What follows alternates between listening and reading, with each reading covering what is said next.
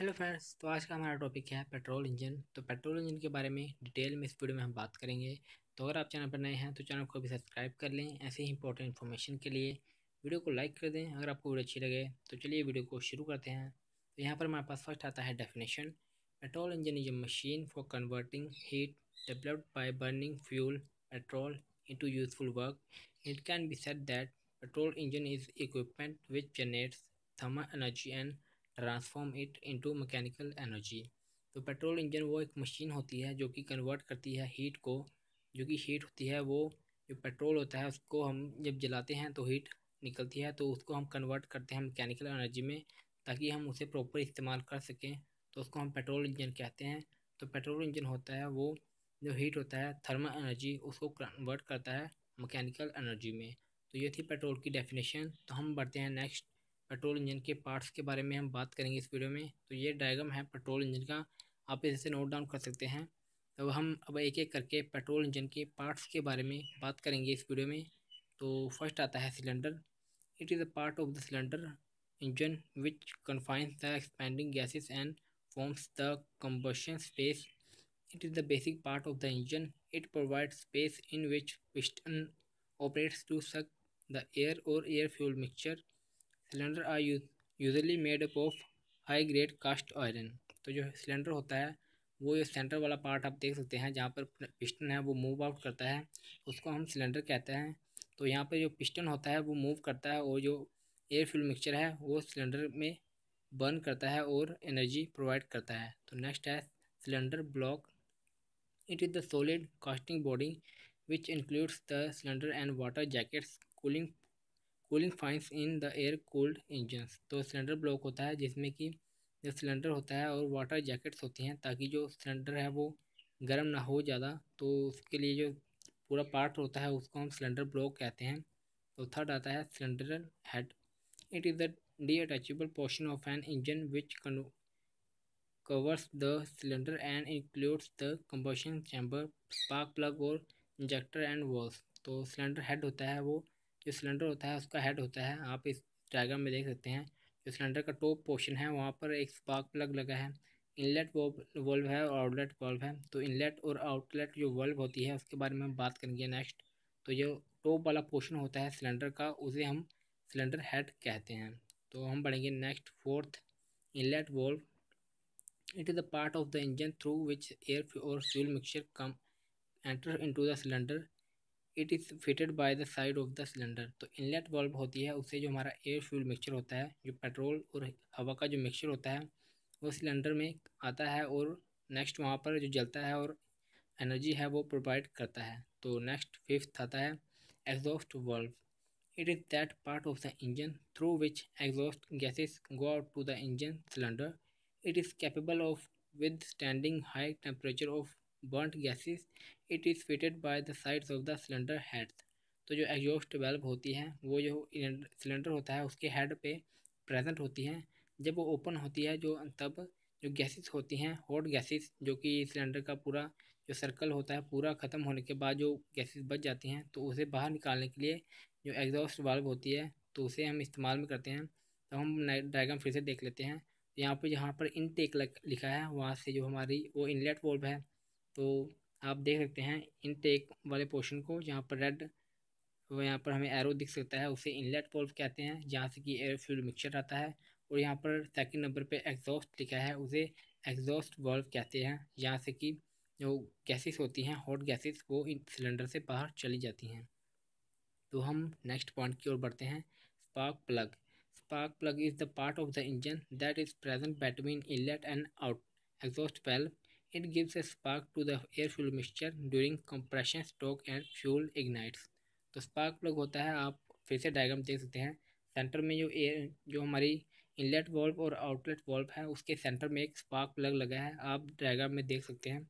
तो जब air fuel mixture जो सिलेंडर के अंदर आ जाता है तो स्पार्क प्लग एक स्पार्क यानी एक चिंगारी देता है जिससे कि हमारे एयर फ्यूल मिक्सचर को आग लग जाती है और वो हॉट गैसेस प्रोड्यूस करता है और जो सिलेंडर हमारा जो इंजन होता है वो मूवमेंट करना शुरू कर देता है और एनर्जी प्रोड्यूस करना शुरू कर देता है।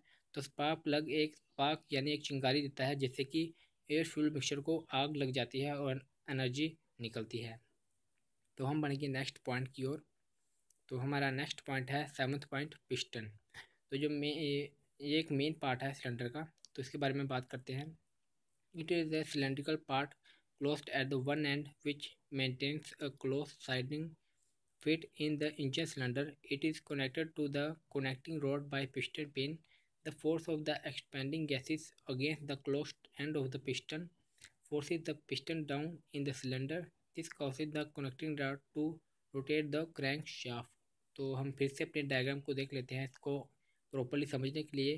तो जो हमारे सेंटर वाला ये पार्ट दिख रहा है एक बड़ा सा जो सिलेंडर के बीच में है, उसे हम पिस्टन कहते हैं। तो ये मेन पार्ट होता है, यहीं पर जो हमारी जो मेन काम होता है सब होता है इंजन का। तो जब ये ऊपर नीचे मूवमेंट करता है तो जो नीचे कनेक्टिंग रॉड लिखी है आपको दिख रही होगी, तो इससे जो मोशन होता है जो पिस्टन का वो क्रैंक शाफ्ट को शिफ्ट कर दिया जाता है, जिससे कि आगे मूवमेंट होती है और हमारा इंजन वर्क करता है। तो हम नेक्स्ट पॉइंट की ओर बढ़ते हैं। हेड ऑफ पिस्टन, जिसे कि क्राउन भी कहते हैं। It is the top of the piston. It is that part of the piston where combustion takes place.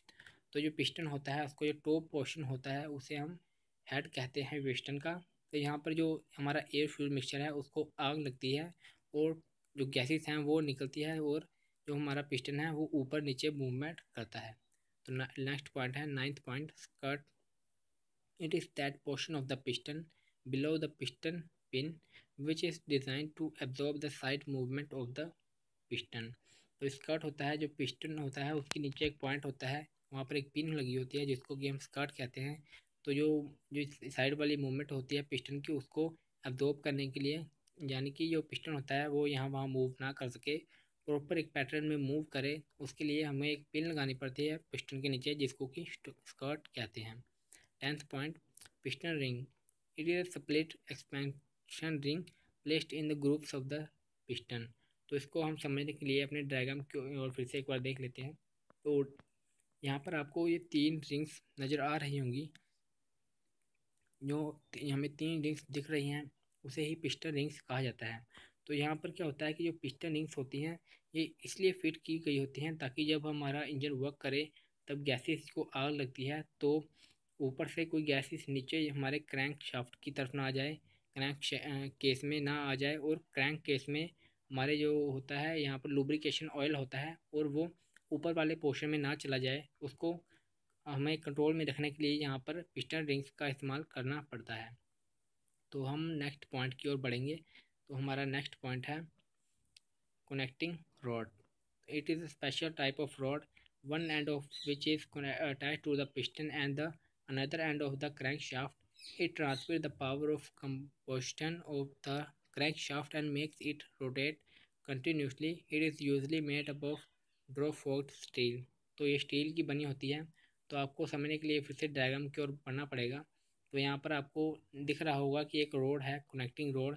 तो ये पिस्टन होता है और हमारा क्रैंक शाफ्ट होती है, उसको कनेक्ट करने के लिए एक रोड होती है जिसको कि हम कनेक्टिंग रोड कहते हैं।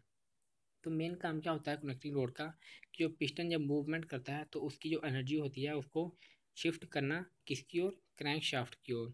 तो पिस्टन के मूवमेंट को, पिस्टन की एनर्जी को शिफ्ट करने के लिए हमें कनेक्टिंग रोड का इस्तेमाल करना पड़ता है। तो ये था कनेक्टिंग रोड के बारे में। अब हमारा नेक्स्ट पॉइंट है, नेक्स्ट पॉइंट की ओर बढ़ते हैं। तो यहाँ पर नेक्स्ट पॉइंट है हमारा 12th point, crank shaft. It is the main shaft of an engine which converts the reciprocating motion of the piston into rotatory motion of the flywheel. Usually the crankshaft is made up of drop-forged steel or cast iron. तो cast iron और steel की बनी होती है crank shaft. तो ये भी एक पार्ट है कि पिस्टन हमारा इंजन होता है पेट्रोल इंजन उसका। तो हमें डायग्राम जब हमारे एग्ज़ाम में इसका क्वेश्चन आए तो हमें डायग्राम जरूर बनानी है ताकि जो एग्ज़ामिनर है वो प्रॉपरली समझ पाए कि ये जो पेट्रोल इंजन है वो क्या है और उसकी वर्किंग कैसे है। तो हाँ, यहाँ पर आपको लिखा हुआ नज़र आ जाएगा क्रैंक शाफ्ट। तो ये नीचे एक शाफ्ट है जो कि यहाँ से कि मोशन जो होता है पिस्टन का वो कनेक्टिंग रोड के द्वारा क्रैंक शाफ्ट तक आता है और वो मूवमेंट करती है।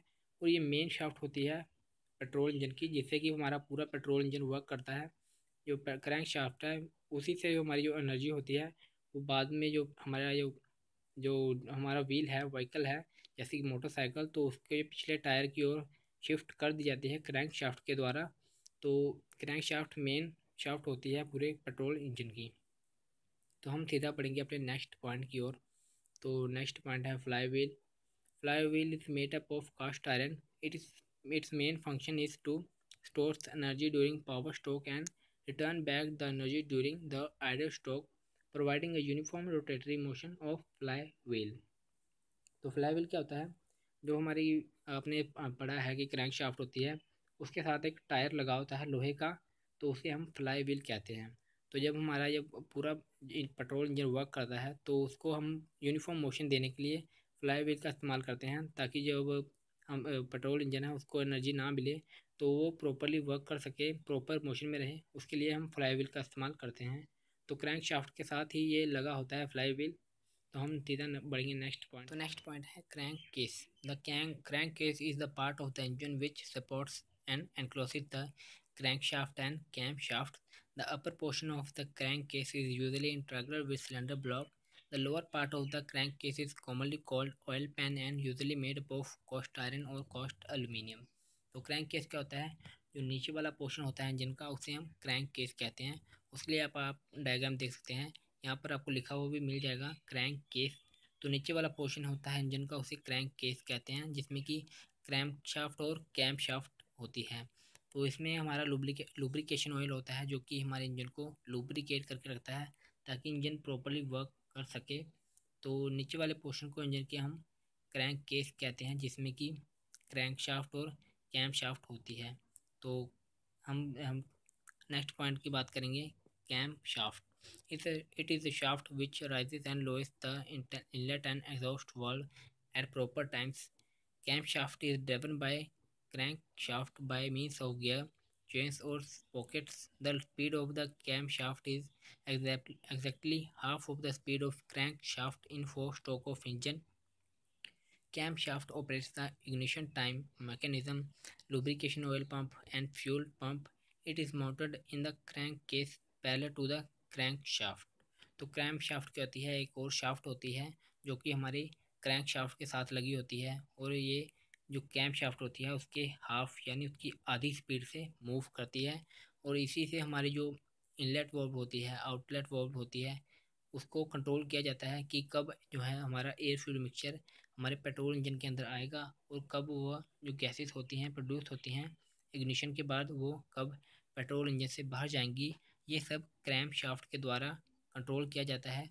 और जो कैम शाफ्ट होती है वो हमारी जो क्रैंक शाफ्ट होती है मेन शाफ्ट, उसके पैरेलल मूव करती है, उसकी स्पीड के हाफ यानी उसकी स्पीड का आधा होता है, उसके स्पीड से मूव करती है। तो हम नेक्स्ट पॉइंट की ओर बढ़ेंगे। तो नेक्स्ट पॉइंट है timing gear. Timing gear is a combination of gears. One of the gear which is mounted at the one end of the camshaft and the other gear at the crankshaft. Camshaft gear is bigger in size than the camshaft gear, and it gives twice as many teeth as that of the crankshaft gear. For this reason, the gear is commonly called half-time gear. Timing gear controls the timing of ignition, timing of operating the closing of valve, etc. As well as fuel ignition time. तो timing gear क्या होता है कि एक main gear होता है, combination होता है कुछ गियर का, जो कि हमारे कैम शाफ्ट के एंड पर और जो क्रैंक शाफ्ट होती है उसके एक दूसरे एंड पर लगी होती है। तो जो कैम शाफ्ट होती है उसके बारे में हम डिस्कस कर चुके हैं कि जो हमारी कैम शाफ्ट होती है वो जो मेन शाफ्ट होती है क्रैंक शाफ्ट, उसकी स्पीड के हाफ मूवमेंट करती है। तो जो हमारा टाइमिंग गियर होता है वो कंट्रोल करता है कि कब जो हमारा एयर फ्यूल मिक्सचर है अंदर आएगा, उसको कब आग लगेगी, कब जो स्पार्क प्लग है उसको एक स्पार्क देगा, और जो हमारी वॉल्व्स है इनलेट वॉल्व और आउटलेट वॉल्व, कब वो ओपन होगी और फ्यूल होता है उसे इग्निशन होगा, यानी फ्यूल को कब आग लगेगी और कब हमारी एनर्जी प्रोड्यूस होगी। तो ये सब कंट्रोल किया जाता है टाइमिंग गियर के द्वारा। तो नेक्स्ट लास्ट दो पॉइंट बचे हैं, टी टॉप डेड सेंटर जिसे हम टीडीसी भी कहते हैं, और बॉटम डेड सेंटर जिसे हम बीडीसी भी कहते हैं। व्हेन द तो फर्स्ट बात करते हैं टॉप डेड सेंटर यानी टीडीसी की। When the piston is at the top of its stroke it is said to be that the top dead centre. तो जो पिस्टन होता है जब वो सबसे ऊपर होता है सिलेंडर में अपनी अपनी मूवमेंट के दौरान, तो उसे हम टॉप डेड सेंटर कहते हैं। बॉटम डेड सेंटर में जब when the piston is at the top bottom of its stroke it is to be said that its bottom dead center। तो जो पिस्टन होता है जब अपने वो मूवमेंट में जो सबसे नीचे होता है सिलेंडर में, तो उसे हम BDCP कहते हैं। तो हम जो TDC है और BDC है 17 और 18 पॉइंट, इसे हम डायग्राम के साथ समझ लेते हैं एक बार, ताकि आपको परेशानी ना हो। तो यहाँ पर आपको दिख रहा होगा कि यहाँ पर लिखा है पिस्टन, यहाँ पर आप देख सकते हैं पिस्टन लिखा है। तो जो ये इसकी जो हमें इसका जो एरो बना है वो जहाँ पर जो सिलेंडर के साथ टच कर रहा है, तो उसको हम TDC, उसको हम BDC यानी बॉटम डेड सेंटर, क्योंकि यहाँ पर ये बॉटम को टच करते हुए जा रहा है, तो इस पॉइंट को हम बॉटम डेड सेंटर कहते हैं। तो यहाँ पर आप देख सकते हैं पिस्टन वाली जो एरो है वो जहाँ पर जो हमारा सिलेंडर है उसको टच कर रहा है, उसको हम BDC यानी बॉटम डेड सेंटर कहते हैं। तो यहाँ हमें बताया नहीं गया, तो मैं आपको अलग से बता रहा हूँ। और यहाँ पर आपको दिख रहा है इनटेक वॉल्व लिखा है, वहाँ पर जो एरो है वो मूवमेंट जब जाता है यहाँ पर सिलेंडर को टच करता है, तो उस पॉइंट को हम TDC यानी टॉप डेड सेंटर कहते हैं। तो यहाँ पर जो पिस्टन अपने टॉप यानी सबसे ऊपर होता है, उस पॉइंट को टॉप डेड सेंटर यानी TDC कहते हैं। और जब पिस्टन सबसे नीचे होता है सिलेंडर में, तो उसे BDC यानी बॉटम डेड सेंटर कहते हैं। तो ये थी इन्फॉर्मेशन पेट्रोल इंजन के बारे में। तो अगर आपको इन्फॉर्मेशन अच्छी लगी तो वीडियो को लाइक कर दें, चैनल पर नए हैं तो सब्सक्राइब कर लें ऐसे ही इंपॉर्टेंट इन्फॉर्मेशन के लिए। तब तक के लिए गुड बाय, मिलते हैं नेक्स्ट वीडियो में। तो चैनल को सब्सक्राइब जरूर कर लें ऐसे ही इंपॉर्टेंट इन्फॉर्मेशन के लिए।